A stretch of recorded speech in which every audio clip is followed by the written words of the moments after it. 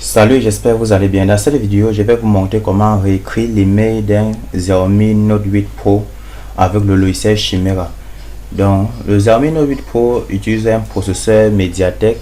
Et ici, déjà, je vais vous montrer d'abord, voici par exemple les informations qui sont par défaut à l'intérieur. Pour écrire l'email de ce Xiaomi, première des choses, vous devez d'abord activer le débogage USB sur votre Xiaomi. Donc, vous allez dans les paramètres de votre téléphone. Donc, à propos du téléphone, vous allez appuyer cette fois sur la version du menu jusqu'à ce que le téléphone signale que vous êtes déjà développeur, et vous partez maintenant dans les paramètres supplémentaires. Donc vous partez dans les paramètres supplémentaires là, vous partez dans option développeur et vous vous rassurez que vous avez activé le débogage USB.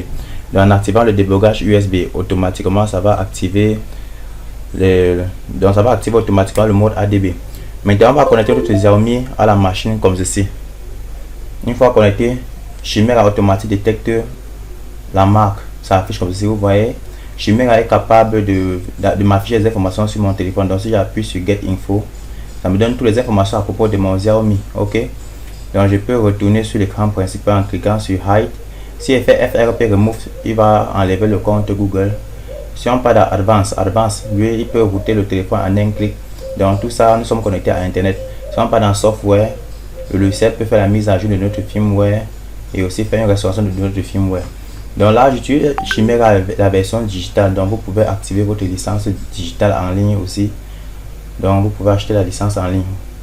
Ici, pour réparer l'email, je pars dans Serial Repair. Ensuite, je viens dans Patch Email. Ici, là, je vais écrire l'email que je veux réparer.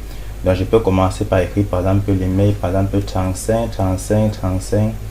12 00 comme ceci 03.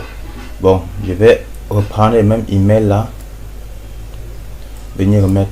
Je tiens à préciser que cette vidéo est à but éducatif, donc faites attention quand vous voulez réparer l'email des téléphones, faites-le uniquement sur votre téléphone quand vous détenez les droits dessus.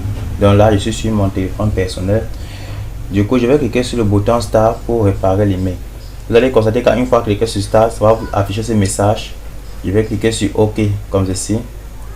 Maintenant, il va éteindre mon téléphone. Mon téléphone va d'abord s'éteindre tout seul parce que le logiciel va envoyer des commandes ADB pour que mon téléphone s'éteigne.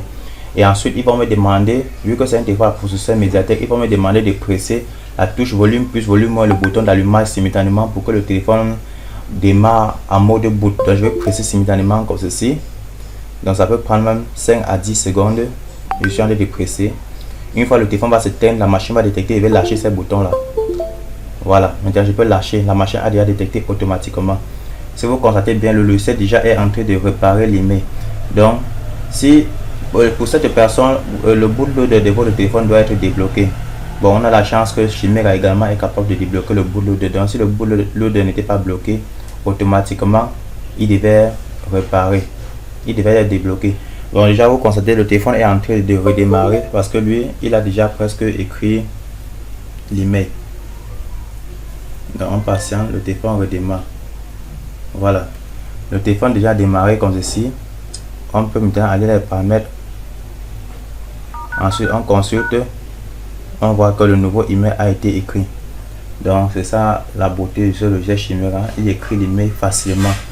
Donc je ne sais pas si déjà à partir de ma caméra vous pouvez bien voir, mais ça a été remplacé automatiquement.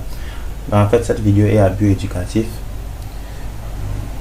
Avant d'utiliser le logiciel Chimera, faites-le uniquement à but éducatif uniquement. Donc Chimera va beaucoup vous servir, que ce soit sur les Samsung, les Huawei, les Xiaomi, bref, tout. J'espère que vous avez aimé la vidéo. N'oubliez pas de liker et de partager. On se dit rendez-vous dans une autre prochaine vidéo.